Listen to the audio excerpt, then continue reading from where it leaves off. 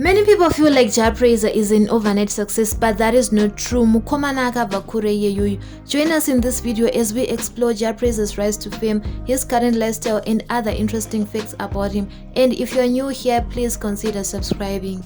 Jah Prayzah, whose real name is Mukudze Mukombe, is a Zimbabwean singer, songwriter, and the frontman for the band Third Generation. Jah Prayzah is 35 years old as of 2022 and he was born on 4 July 1987 at Nyadire Hospital. He is the last born in a family of 5, and whilst growing up, his dream was to become a soldier, a dream which later on inspired the band uniforms of his band. Jah Prayzah was raised in Murewa, where he did his primary and high school education at Musami Primary and Musami High School, and that is where his musical talent was discovered, as he was singing a lot whilst at school. From there he moved to Harare, where he stayed with his uncle by the name of Savano, and it was whilst he was in Harare that he completed his O-level and A-level at Kuwadzana High 1. On to how his musical career began. Let me first start by explaining how he took up the name Jah Prayzah. Whilst growing up, Jah Prayzah loved reggae music a lot, and this led him to adopt the Jamaican name for God, Jah, and his name Mukudze, when translated to English, means praise God, so that's how he became Jah Prayzah, God Praiser, something like that. Jah Prayzah's first experience with creating music came when he was in Form 2, but prior to that, Jah Prayzah used to sing a lot in church. When he was in Form 2, their teacher used to play the mbira, hence he just fell in love with the mbira, and when he moved to Harare whilst at Kuwadzana High 1, he managed to buy his first mbira and learned to play it. From there, Jah Prayzah went to stay in Budiriro. It was whilst in Budiriro that he started recording dancehall and reggae music, which made him popular in the suburbs but failed to reach the national airwaves. He even went on to release an album titled I Love Reggae, which mainly features his cousin Simeon Mukombe, who is a keyboard player. This album wasn't successful at all, but he got encouragement from his friends who listened to it. Hence, in 2007, he released another album titled Rudoniru Nyararu, which didn't do well either. Jah Prayzah only started tasting the fruits of his hard work much later in his career, after he switched to Afro Jazz and he released songs like Sorry Mama and Seiko, which featured other local producers like DJ Tando, and this did quite well, gaining him some popularity. Jah Prayzah became more popular in 2012 after the release of his album Sungano, which contained songs like Sungano Yerudo, and it was only then that he started attracting the attention of other music producers like Pattison Chimboza, who is known to many as Chippers. After tasting glory once, Jah Prayzah knew that this was his breakthrough, and in the same year he released another album titled Ngwarira Kuparara, which featured tracks like Gochi Gochi, Maria, Ngwarira Kuparara, and Ande.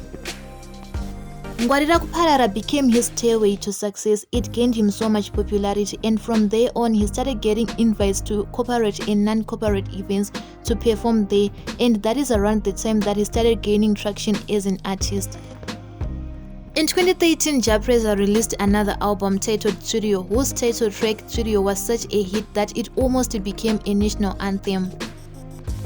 At the launch of the album, it is reported that the first CD copy of the album was bought for a whopping $12,000 by the business mogul Philip Chiyangwa at an auction done at the launch.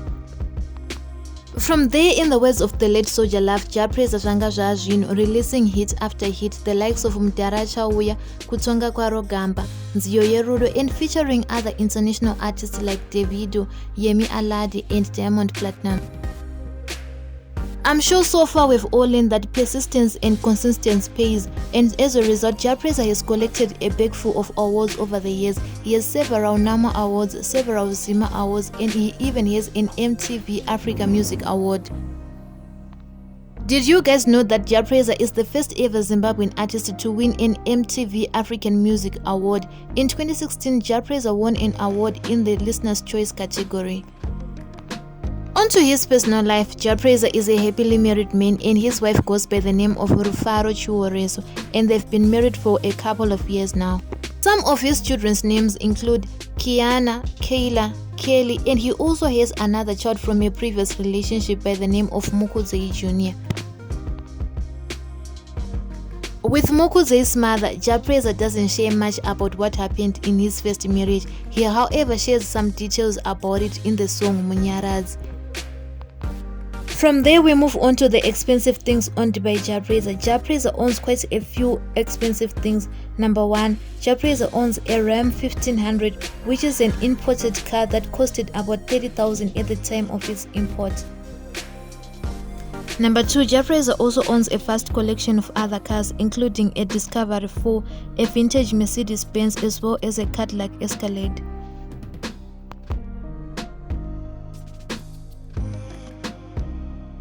Number 3, Jah Prayzah also owns a very luxurious and spacious freestanding house, which he has never shared so much about, but we can see from the lots of parking space and playing areas that his children are seen in that is a huge house. Number 4, Jah Prayzah also owns his own personal studio in Belvedere, which is where military church movement was launched a few years ago. Over the years, Jah Prayzah has become a household name to be reckoned with, and as a result, he has been the brand ambassador for many companies in Zimbabwe. He was once the brand ambassador for Savannah Tobacco, Champions Insurance, Chicken Slice, Population Services International, as well as the Zimbabwe Defense Forces, which saw him getting the privilege to wear the Zimbabwe Defense Forces uniform.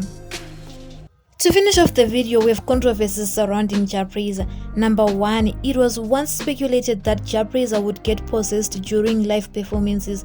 This came about after he released songs like Gotorne Wem, with others speculating that the depth of his shona did not belong to the people of his generation.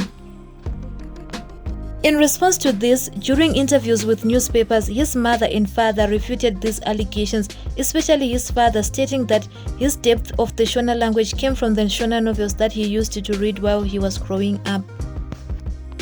Number 2, Jah Prayzah has been accused on several occasions of cheating on his wife. The first incident occurred with Amara Brown. Prior to the release of their song Kure, pictures of the two surfaced on the internet and many people speculated that they were dating. However, Amara Brown refuted these allegations. Once again in 2015, Jah Prayzah was accused of having an affair with the then Zifa CEO Henrietta Rushwaya. In another incident during the release of Jah Prayzah's song Sazane Muriwo, he was also accused of cheating on his wife with Tanya Chikuni, who is a former Miss KV Zimbabwe. However, Tanya was just featuring in Jah Prayzah's video. Number 3, in 2016, Jah Prayzah was once arrested in Gweru after fleeing the police and Sinara officials at a toll gate in Shurug. It is reported that he was driving an unregistered Mercedes-Benz E320 and he didn't want to pay the toll gate fee, so he ran away. When the police caught up with him in Gweru, he still refused to make payment, claiming that he knew senior police officers, but it is alleged that he eventually paid after making several unsuccessful calls to senior police officers. Number 4, in December 2014, Jah Prayzah was accused of pirating a song by the Ghanaian musician Emmanuel Samini. It is alleged that when Jah Prayzah made his song Sisimaka Chena, he had stolen the beat of that song from Emmanuel, who had made that song in 2007. Just because Jah Prayzah did not acknowledge Emmanuel as the owner of the beat, he was accused of pirating. Lastly, Jah Prayzah once formed the Military Church Movement, a musical initiative that brought together a few local artists, and for 3 years the movement was very successful. Jah Prayzah was accused of swindling artists of their deservings, hence the artists started dropping one by one from the movement until he had to shut it down. With that, we come to the end of the video. Thank you so much for watching. Don't forget to like, subscribe and comment.